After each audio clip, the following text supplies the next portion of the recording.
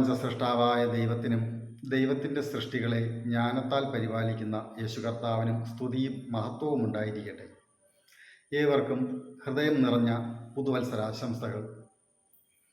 ലോകമെമ്പാടും വളരെ സന്തോഷത്തോടെ പുതിയ വർഷത്തെ സ്വീകരിക്കുമ്പോൾ നാം അറിയാതെ നമ്മിൽ വന്നു ചേരുന്ന ഒരാഗ്രഹം ഇങ്ങനെയാണ്: പുതിയ വർഷം വളരെ സന്തോഷവും പുതുമയും നിറഞ്ഞതായിരിക്കുമെന്ന്. അങ്ങനെയാണ് നാം ആഗ്രഹിക്കാറുള്ളത്. എന്നാൽ ഈ ആഗ്രഹം സഫലമായി തീരണമെങ്കിൽ നമ്മിൽ ചില പ്രവൃത്തികളുടെ ആവശ്യവുമുണ്ട്. അതെന്താണ്? കർത്താവ് ഒരു ഉപമയിലൂടെ ഇങ്ങനെ പറഞ്ഞു: നിങ്ങൾ പാമ്പിനെ പോലെ ബുദ്ധിയുള്ളവരായിരിക്കുക.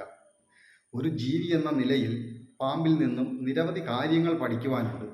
എന്നാൽ ഈ സാഹചര്യത്തിൽ നമുക്കാവശ്യമായ അതിൻ്റെ ഒരു സ്വഭാവത്തെ നോക്കാം. പഴകിയതും വേണ്ടാത്തതുമായ പഴയ സ്കിൻ കൃത്യമായി അത് പൊഴിച്ചു കളയുന്നു. ഇതുപോലെയാണ് നമ്മുടെ ജീവിതത്തിലും സമൃദ്ധികൾ വന്നു ചേരണമെങ്കിൽ പഴകിയ ചില ശീലങ്ങൾ മാറ്റിവെച്ചേ മതിയാവുകയുള്ളൂ.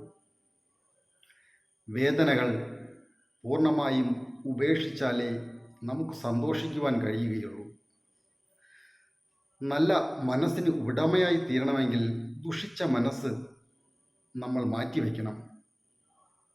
അലസത മാറ്റിയാൽ മാത്രമേ നമ്മുടെ ജീവിതത്തിൽ സമൃദ്ധി വന്നു ചേരുകയുള്ളൂ.